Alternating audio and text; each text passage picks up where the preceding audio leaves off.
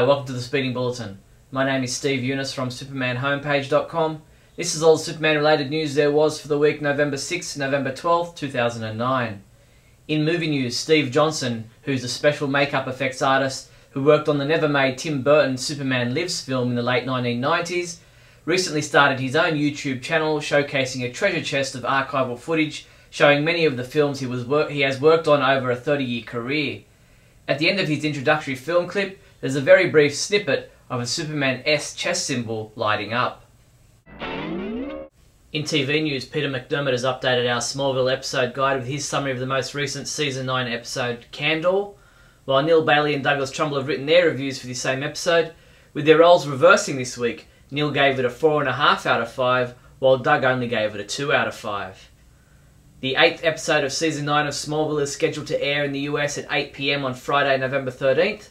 Titled Idol, in this episode Clark decides to admit he is the Blur after botched crime-fighting assistance from superhero twins Zan and Jaina lands him in trouble with the law. EW's Michael Osiello revealed that the original plan for a two-part Society Legends episode of Smallville has now been turned into a 2-hour movie instead. The Jeff Johns penned episodes featuring such DC Comics stalwarts as Stargirl, Hawkman and Dr. Fate were originally designed to appear separately, but CW execs felt they could get more mileage out of combining the two episodes. The 2-hour movie event will air on the CW on January 29th. EW's Osiello Files has posted a spoiler video that gives us our first look at the upcoming Pandora episode of Smallville, which is a steamy scene between Lois and Clark. Userama.com caught up with Cassidy Freeman to talk to her about Smallville and her role as Tess Mercer. In regards to the upcoming episode Pandora, Cassidy reveals that Tess will kidnap Lois. She said Lois has been having these flashes ever since the beginning of the season, and I figured that out. And I really want to know what they mean and what they're from, and how to decipher them. EW's Ask Osiello column had a few Smallville related questions. In regards to whether Smallville will ever segue into a series titled Metropolis, executive producer Kelly Souders said, "There's nothing official that I know of, but who knows." Fancast.com grabbed some time with Justin Hartley to ask him about his role as Oliver Queen in Smallville. He said that in the upcoming JSA episode, Green Arrow and Hawkman don't get along at all. He said they have completely different views on just about everything you can imagine. TV Guide magazine reports that Serinda Swan is set to reprise her role as Zatanna in an upcoming episode of Season 9 of Smallville. Swan will appear in an early 2010 episode tentatively titled Warrior.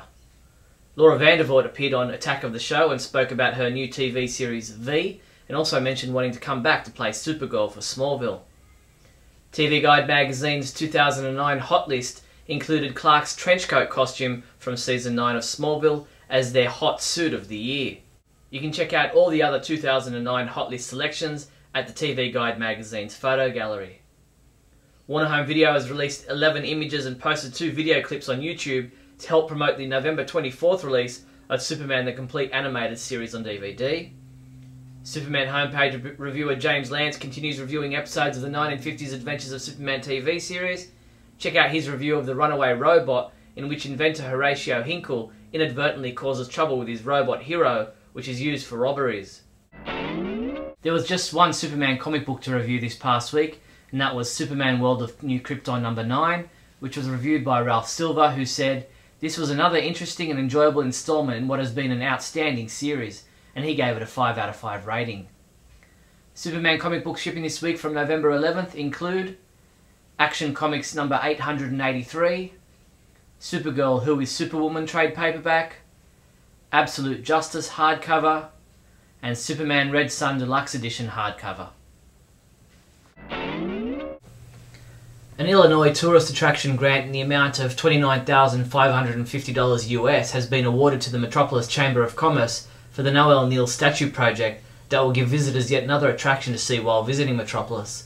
The 6-foot bronze statue will depict Noel Neal as Lois Lane and will feature a pedestal that will be constructed of engraved bricks similar to the Superman statue. Plans are to have the statue in place for an unveiling at Superman Celebration in June 2010. A long-lost part of Superman's television history has been found and can be seen once again at SupermanBobHoliday.com, the official website of Bob Holliday, the first and only actor ever to portray the Man of Steel on the Broadway stage. The item is an extremely rare 30-second aftershave commercial which includes the only colour film footage known to exist of Bob in costume as Superman. Orlando Magic basketball player Dwight Howard wore his latest Superman shoes in a game on November 7th against the Detroit Pistons. The mostly white shoes depict the Man of Steel on the side and front, with the S-shield on the heel. And that's all the Superman-related news there was for the week November 6th and November 12th. I'm Steve Younis from SupermanHomepage.com.